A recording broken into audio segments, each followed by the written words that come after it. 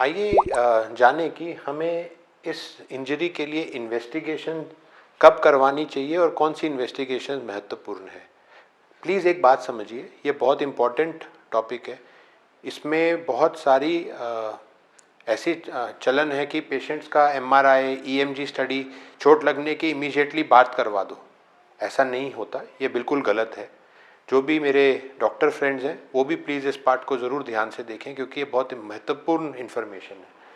हम लोग usually investigate brachial plexus injuries को क्लिनिकली करते हैं, जो कि सबसे इम्पॉर्टेंट गोल्ड स्टैंडर्ड है समझने के लिए कि ये इंजरी किस तरीके की इंजरी है, whether it can be recovered, क्या ये रिकवर होगी या नहीं होगी। और उसके अलावा हम अपनी इस क्लिनिकल एग्जामिनेशन को अपना पुख्ता करने के लिए कुछ इन्वेस्टिगेशंस कराते हैं। पहली इन्वेस्टिगेशन जो बहुत कॉमनली होती है उनको इलेक्ट्रोफिजियोलॉजिकल स्टडीज़ बोला जाता है, जिसके अंदर ईएमजी एनसीवी जो एक है बड़ी कॉमनली डन जो है इन्वेस्टिगेशन है पेरिफेरल नर्व इंजरीज में और ब्रेकियल प्लेक्सस इंजरीज में। हमें एक बात समझनी होगी कि ये चोट लगने के बिल्कुल बाद किया हुआ ईएमजी एनसीवी, मान लीजिए आज चोट लगी है तो कल परसों 4 दिन बाद 5 दिन बाद कभी भी हमें करेक्ट इन्फॉर्मेशन नहीं प्रोवाइड करेगा। इस वाले फर्स्ट ईएमजी एनसीवी को हम लोग बेसलाइन ईएमजी एनसीवी के नाम से जानते हैं। ये ईएमजी एनसीवी जो है ये एक ऐसे सर्जन के द्वारा किया जाना चाहिए पहले, जो कि क्लिनिकली इस पेशेंट को अच्छे से एग्जामिन करे और फिर टाइम देखते हुए 2 वीक्स 10 डेज टू 14 डेज, मतलब 10 दिन से 14 दिन पर चोट लगने के बाद में पहली बेसलाइन ईएमजी एनसीवी करवाए। इस टाइम पर जो किया हुआ क्लिनिकल एग्जामिनेशन और ईएमजी एनसीवी है उनका कोरिलेशन करना बहुत ज़रूरी है। इसके बाद में इस ईएमजी एनसीवी को 6 वीक्स, 3 मंथ्स, 4.5 मंथ, 1.5 महीने के अंतराल पे रिपीट किया जा सकता है, डिपेंडिंग कि पेशेंट का क्लिनिकली कोई रिकवरी आ रही है कि नहीं आ रही है। आप खुद भी जज कर सकते हैं। आपको पता है कि आज मुझे ब्रेकियल प्लेक्सस इंजरी हो गई है, अभी मेरा शोल्डर, एल्बो या हाथ कुछ भी नहीं चल रहा है। मे बी एट 2 वीक्स थोड़े बहुत सेंसेशन वापस आनी शुरू हो, maybe at 4 to 6 weeks जो कि न्यूरोप्लेक्सिया का टाइम है, जैसे कि मैंने आपको समझाया, हो सकता है कि फुल रिकवरी आ जाए, हो सकता है कि 3 मंथ्स तक भी कोई रिकवरी ना आए, हो सकता है 4.5 मंथ्स तक भी कोई रिकवरी ना आए। तो ये टेस्ट जो हैं वो हम लोग पर्टिकुलर टाइम पीरियड में करवाएं और साथ में प्रॉपर क्लिनिकल एग्जामिनेशन जो कि पहले से कंपेयर किया जाए वो किया जाए, तो हम बेटर जज कर सकते हैं कि ये किस टाइप की इंजरी है। तो no EMG NCVs at 0 to 10 days from the injury, please wait. 10 दिन से 14 दिन पे पहला ईएमजी एनसीवी करवाएं। दूसरी स्टडी जो बहुत जल्दी जल्दी इन्वेस्टिगेशन करवाई जाती है चोट लगने के बाद, वो है MRI. MRI immediately after a brachial plexus injury within the first few days, maybe 24 to 48 hours, will also not yield us the kind of result that we want. वो हमें कभी भी सही पिक्चर नहीं दिखाएगा।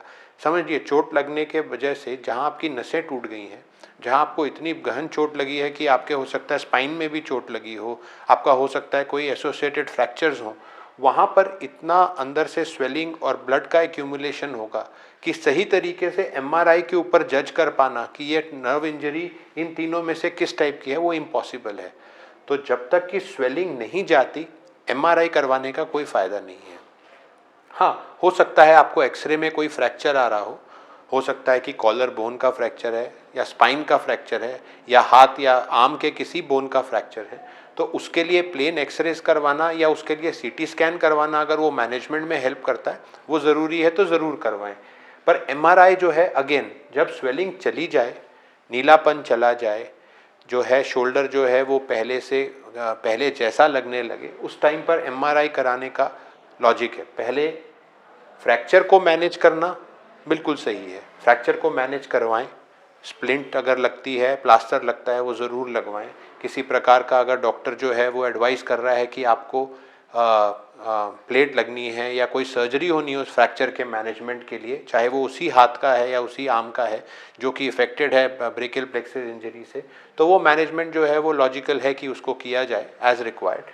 उसके अलावा अगर आपको मान लीजिए वैस्कुलर इंजरी है जिसके अंदर की सर्जरी एडवाइजेबल है with in the first 24 hours, पहले 24 घंटे के अंदर, क्योंकि हाथ की रक्त की जो प्रवाह है वो बिल्कुल रुक गया है, तो उस केस के अंदर सर्जरी के साथ साथ ब्रेकियल प्लेक्सस का एक्सप्लोरेशन ज़रूर होना चाहिए उस सर्जरी में, ताकि हम लोग ये देख पाएँ, क्योंकि इस टाइप की इंजरीज़ जो हैं वो बहुत ज़्यादा एसोसिएटेड होती हैं कि आपका ब्रेकियल प्लेक्सस जो है वो पूरी तरह से क्षतिग्रस्त हो गया है। जहाँ पर वेसल इंजरी हो गई वहाँ हो सकता है नर्व भी कट गई हो। तो अगर ऐसा है तो उसके अंदर एक्सप्लोरेशन एंड प्रोसीड, जो भी उसके अंदर ट्रीटमेंट चाहिए, चाहे नर्व का एंड टू एंड रिपेयर करना है, अगर वो मुनासिब है तो किया जा सकता है। तो ऐसे केसेस के अंदर आप जल्द से जल्द अपना जो है वो सर्जरी और ब्रेकियल प्लेक्सस के एक्सप्लोरेशन के लिए ज़रूर हमें प्लान करना चाहिए। और ये जो सर्जरी है वो आपका ब्रेकियल प्लेक्सस सर्जन आपके ऑर्थोपेडिक सर्जन के साथ मिलकर के भी कर सकता है, या अगर आपका ऑर्थोपेडिक सर्जन जो ब्रेकियल प्लेक्सस के मैनेजमेंट में एक्सपर्ट है वो अपनी टीम के साथ मिलकर के भी कर सकता है।